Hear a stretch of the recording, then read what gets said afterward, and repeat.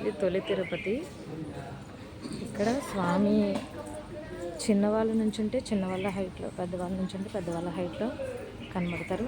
మనం చూసే వాళ్ళని బట్టి మన హైట్లో స్వామి కనబడతారు అనమాట. అసలు భక్తులు ఖాళీ లేదు.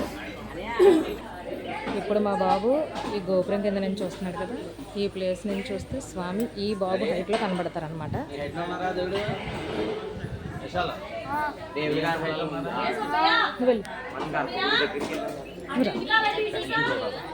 ఇప్పుడు మా పెద్ద బాబు చూస్తున్నాడు కదా, తీయలేదండి స్వామి రాడేం లేదా.